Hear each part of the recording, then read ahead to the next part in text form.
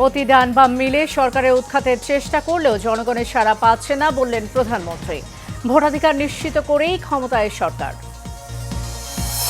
বৃদ্ধাশ্রমের আড়ালে প্রতারণার ঘটনায় আটক আলোচিত মিল্টন সমাদ্দারের বিরুদ্ধে ৩ মামলা, ৩ দিনের রিমান্ড মঞ্জুর। এবং তীব্র তাপপ্রবাহের পর দেশের কয়েক জেলায় বৃষ্টিপাত, সন্ধ্যায় ঢাকায় বৃষ্টির সম্ভাবনা, ২ জেলায় বজ্রপাতে ৫ জন নিহত।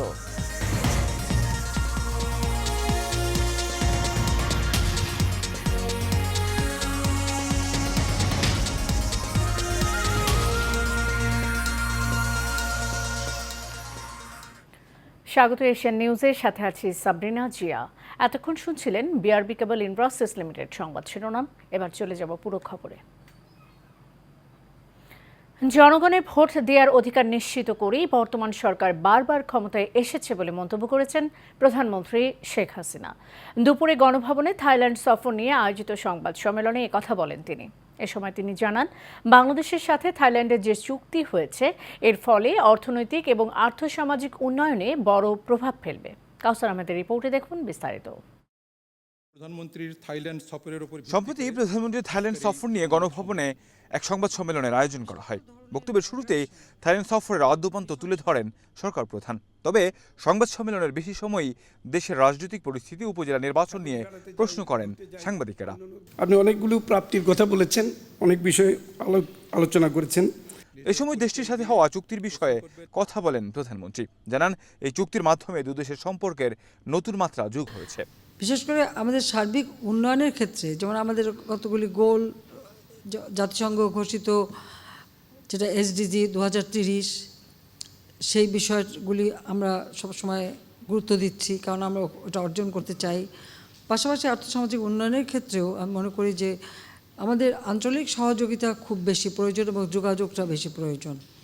তো সেদিক থেকে আমি মনে করি যে আমাদের আলোচনাটা অত্যন্ত আন্তরিকতার সাথে হয়েছে। আর তাছাড়া ব্যবসা বাণিজ্য এবং বিনিয়োগের ক্ষেত্রে আমরা থাইল্যান্ডের প্রাইম মিনিস্টারকে আমি আহ্বান করেছি বাংলাদেশে বিনিয়োগ করার জন্য।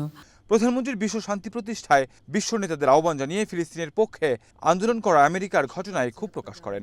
একই সাথে এসব দেশের কাছ থেকে মানবতার ছবককে দুর্ভাগ্যজনক বলেও আখ্যায়িত করেন প্রধানমন্ত্রী। ফিলিস্তিনের বিষয়ে তো আমি আগেই বললাম যে আমরা সবসময় ফিলিস্তিনিদের পক্ষে আছি, এবং আমি যেখানেই যাই সেখানে আমি আমার কথা আমি বলবই, কারণ যেভাবে গণহত্যা চলছে এটা অমানবিক।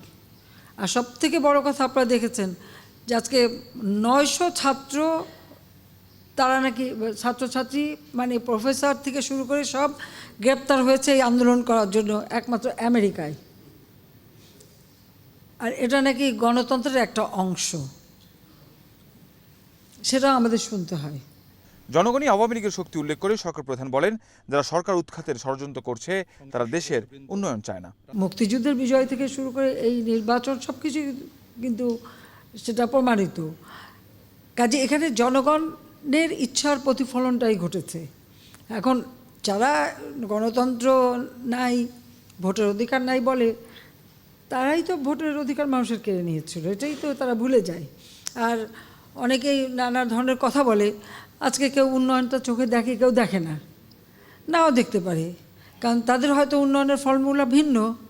আর আমার উন্নয়নটা হচ্ছে আমার গ্রামের মানুষ, গরিব মানুষ, তারা দুবেলা পেট ভরে খাবে, তাদের একটু বাসস্থান হবে, চিকিৎসা পাবে, শিক্ষা পাবে, তাদের জীবনমান উন্নত হবে।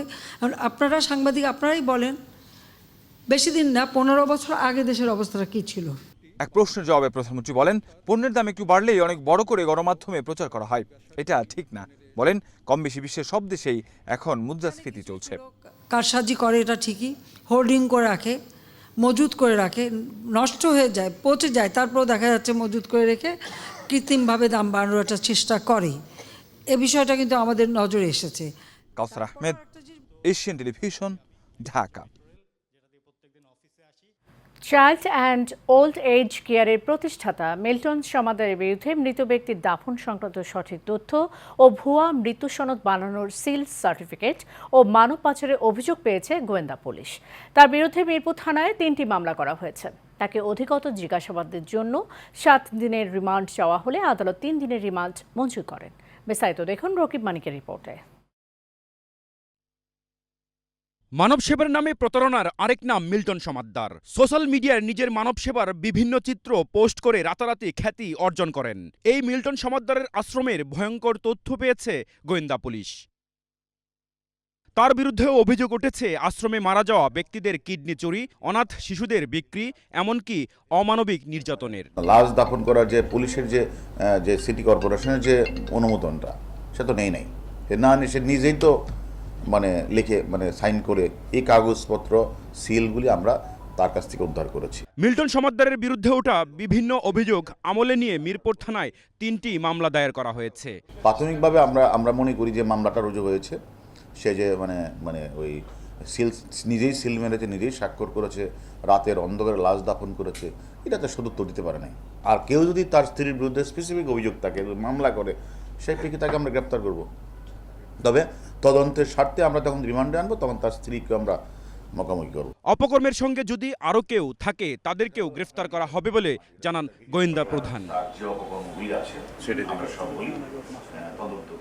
রকিব মানিক, এশিয়ান টেলিভিশন, ঢাকা। শ্রমিক কর্মচারীদের কল্যাণ তহবিলের 25 কোটি 22 লাখ টাকা আত্মসাৎ ও পাচারের অভিযোগে দুদকের করা মামলায় অর্থনীতিবিদ ডক্টর মোহাম্মদ ইউনূস সহ 14 জনের জামিন মঞ্জুর করেছেন আদালত। সকালে ঢাকার বিশেষ জজ আদালত 4 এর বিচারক সৈয়দ আরাফাত হোসেনের আদালতে এই মামলার অভিযোগ গঠন বিষয়ে শুনানির জন্য ধার্য করা হয়, কিন্তু আসামি পক্ষ নথি না পাওয়ায় সময়ের আবেদন করলে আগামী 2 জুন পরবর্তী শুনানির দিন ধার্য করেন আদালত। তীব্র তাপপ্রবাহের পর ইতোমধ্যে দেশের কয়েক জেলায় বৃষ্টি হয়েছে। আজ ঢাকায় বৃষ্টিপাতের সম্ভাবনার কথা জানিয়েছেন আবহাওয়া অধিদপ্তর। সকাল 9টা থেকে পরবর্তী 72 ঘন্টার আবহাওয়ার পূর্বাভাসে বলা হয়েছে, চট্টগ্রাম ও সিলেট বিভাগের কিছু কিছু জায়গায় এবং ঢাকা, ময়মনসিংহ ও বরিশাল বিভাগের 2-1 জায়গায় অস্থায়ীভাবে দমকা বা ঝোড়ো হাওয়া সহ বৃষ্টি অথবা বজ্রবৃষ্টি হতে পারে। সেই সঙ্গে কোথাও কোথাও বিক্ষিপ্তভাবে শিলাবৃষ্টি হতে পারে। এছাড়া দেশের অন্যত্র অস্থায়ীভাবে আংশিক মেঘলা আকাশ সহ আবহাওয়া প্রধানত শুষ্ক থাকতে পারে। তবে দেশের পশ্চিমাঞ্চলে এখনও হিট ওয়েভ আছে।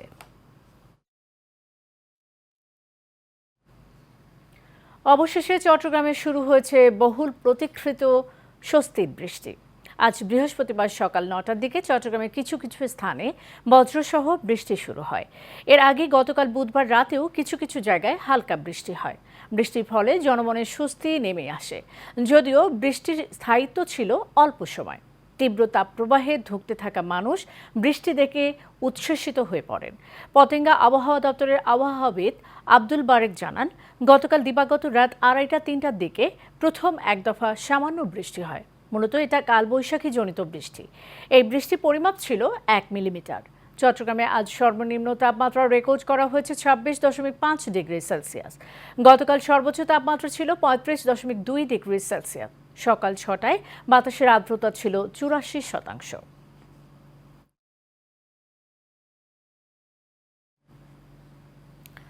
রাঙ্গামাটিতে বজ্রপাতের আঘাতে 3 জন নিহত হয়েছেন। সকালে জেলার পৃথক স্থানে এই ঘটনা ঘটে। বজ্রপাতের আঘাতে অন্তত 7 জন আহত হয়েছে বলে জানা গেছে। রাঙ্গামাটি শহর সংলগ্ন সিলেটি পাড়া এলাকায় কাপ্তাই হ্রদে বড়শি দিয়ে মাছ ধরার সময় বজ্রপাতের আঘাতে গুরুতর আহত হন নজির আহমেদ নামের এক ব্যক্তি। তাকে রাঙ্গামাটি জেনারেল হাসপাতালে নিয়ে গেলে কর্তব্যরত চিকিৎসক তাকে মৃত ঘোষণা করেন। অন্যদিকে বজ্রপাতের আঘাতে রাঙ্গামাটির বাঘাইছড়ি উপজেলা সদরের বরাদম মুসলিম ব্লক এলাকায় বাহারজান নামের 60 বছর বয়সী এক বৃদ্ধা নারী ও সাজেকের ব্যাচলিং মৌজার লংথিয়ান পাড়ায় তনিপালা ত্রিপুরা নামের এক নারী নিহত হয়েছেন। এছাড়া বজ্রপাতের আঘাতে বাঘাইছড়িতে অন্তত 7 জন আহত হয়েছেন। এদিকে কক্সবাজারের পেকুয়াতে বজ্রপাতে 2 জন নিহতের খবর পাওয়া গেছে। তীব্র দাবদাহে তৃষ্ণা মেটাতে স্বল্প আয়ের মানুষের ভরসা রাস্তার পাশের রকমারি শরবতের দোকানগুলো। তবে এসব দোকানে জুস তৈরিতে ব্যবহৃত হয় নিম্নমানের বরফ। এ নিয়ে রয়েছে প্রশ্ন। অভিযোগ রয়েছে অপরিচ্ছন্ন পরিবেশে সাধারণ পানি দিয়ে তৈরি করা হচ্ছে এ সকল বরফ। নারায়ণগঞ্জ থেকে হাবিবুর রহমানের রিপোর্ট, জানাচ্ছেন অনুকৃতি আদিত্য। তীব্র তাপদাহে পুড়ছে পুরো দেশ। আর এই গরম থেকে স্বস্তি পেতে সচ্ছল মানুষেরা বিভিন্ন জুস বার বা ডাবের পানিতে তৃষ্ণা মেটালেও স্বল্প আয়ের মানুষের ভরসা রাস্তার পাশে রকমারি শরবতের দোকানগুলো। তবে ফুটপাতে এইসব শরবত ঠান্ডা করতে যে বরফ ব্যবহার করা হয় তা কতটুকু স্বাস্থ্যকর তার সম্পর্কে ধারণা নেই সাধারণ মানুষের। পথচারীরা বলছেন তীব্র গরম থেকে স্বস্তি পেতেই পান করতে হচ্ছে এসব শরবত।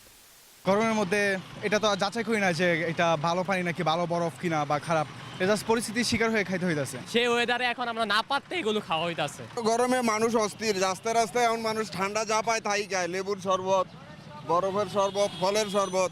জেনে শুনেও খেয়ে ফেলেছি, কারণ প্রচন্ড তাপ, কি করব বুঝতে পারতেছি না। অস্বাস্থ্যকর পরিবেশে তৈরি এসব বরফ একই সাথে পচনশীল দ্রব্য সংরক্ষণ ও শরবতে ব্যবহার করার কাজে বিক্রি করা হচ্ছে। আমরা মাছও দেই, শরবতের জন্য নেয়, মানুষ মারা লাশও দেয়। সবচেয়ে বেশি হলো মাছে ব্যবহার করা হয় যাতে মাছ না পচে। মানুষ মারা গেলে লাশের ক্ষেত্রেও সেটা ব্যবহার করা হয়। অতিরিক্ত চাহিদা, বরফের দাম বাড়ায় দিছে, 180 টাকা পাট আনা বরফ বেচতেছে 220 টাকা পাট। মেশিনে ভাঙতাছে, গাড়িতে আনতাছে, ময়লা স্বাস্থ্যের জন্য ঝুঁকিকর। তবে চিকিৎসকরা বলছেন গরমে এসব শরবত পানে টাইফয়েড, ডায়রিয়া, জন্ডিস সহ ব্যাকটেরিয়াজনিত রোগ ছড়িয়ে পড়তে পারে।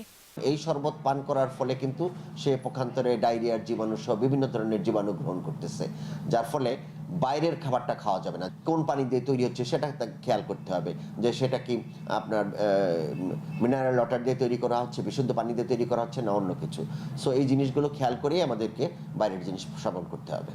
গরমের স্বস্তির শরবত যেন এখন সাধারণ মানুষের জন্য মরণ ফাঁদ। অনুকৃতি আদিত্য, এশিয়ান টেলিভিশন। সরকারি পতন না হওয়া পর্যন্ত রাজপথে থাকবে বিএনপি। মানুষের ভোটের অধিকার প্রতিষ্ঠা না হওয়া পর্যন্ত আন্দোলন চালিয়ে যাবে বলেও জানালেন বিএনপির সিনিয়র যুগ্ম মহাসচিব রুহুল কবির রিজভী। দুপুরে ঢাকা মহানগর উত্তর বাড্ডা বিএনপির পক্ষ থেকে সারা দেশে চলমান তীব্র তাপদাহে অতিষ্ঠ পথচারীদের মাঝে খাবার, পানি ও স্যালাইন বিতরণ কর্মসূচিতে তিনি এসব কথা বলেন। তিনি আরও বলেন, শত নিপীড়নেও রাজপথে কর্মসূচি অব্যাহত রেখেছে বিএনপি। কোনো জুলুম নির্যাতনের কাছে মাথা নত করব না উল্লেখ করে রিজভী বলেন, বিএনপি নেতারা হতাশ বা ক্লান্ত নয়, নেতারা কেউ দেশ ছেড়ে যাচ্ছে না, দেশ ছেড়ে যাচ্ছে আওয়ামী লীগের নেতারা ও তাদের স্বজনরা।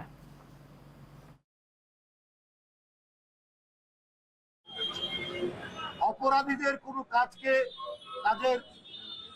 সাথী হলে তারাও অপরাধ করে। বিএনপি 7ই জানুয়ারির নির্বাচন বর্জন করেছে, এই দামি উপজেলা নির্বাচন বর্জন করেছে। আমাদের যদি কেউ এই নির্বাচনে অংশগ্রহণ করে তাদের বিরুদ্ধে সাংগঠনিক ব্যবস্থা নেওয়া হবে। তাদের মধ্যে আদর্শবোধ নেই।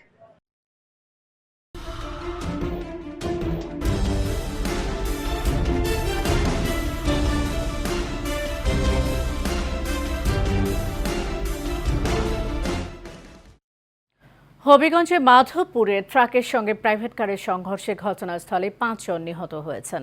বুধবার রাত 1টার দিকে উপজেলা ঢাকা সিলেট মহাসড়কের হরিতলা নামক স্থানে এই দুর্ঘটনা ঘটে। মাধবপুর থানা ওসি রাকিবুল ইসলাম খান জানান, বিদেশ থেকে ফেরা এক ব্যক্তি ও অন্যদের নিয়ে প্রাইভেট কারটি রাতে ঢাকা থেকে ছেড়ে আসে। রাত 1টার দিকে হরিতলা নামক জায়গায় পৌঁছালে ঢাকাগামী একটি ট্রাকের সঙ্গে সংঘর্ষ হয়। এতে প্রাইভেট কারটি দুমড়ে মুচড়ে যায়। পুলিশ জানায়, প্রাইভেট কার থেকে এক নারী সহ 5 জনের মরদেহ উদ্ধার করা হয়েছে। মরদেহগুলো হবিগঞ্জ সদর হাসপাতালে মর্গে রাখা হয়েছে। দুর্ঘটনার কবলে পড়া গাড়ি দুটি জব্দ করা হয়েছে।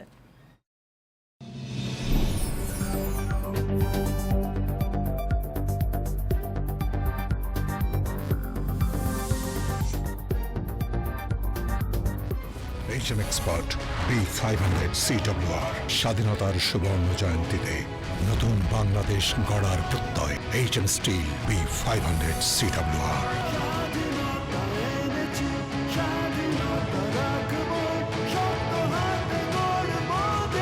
HM Steel। শ্রমিকদের ন্যায্য অধিকার আদায় না হলে বা নির্যাতন চালালে দাঁত ভাঙা জবাব দেওয়া হবে বলে মন্তব্য করেছেন চট্টগ্রাম 10 আসনের এমপি মহিউদ্দিন বাচ্চু।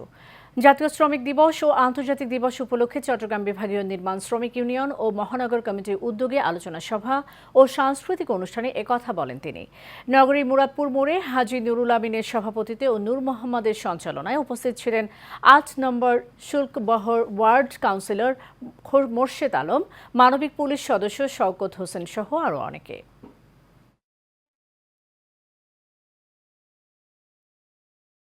শেষ করবো এশিয়ান নিউজ যাবার আগে বিআরবি কেবল ইন্ডাস্ট্রিজ লিমিটেড সংবাদ শিরোনাম জানিয়ে দেবো আরও একবার।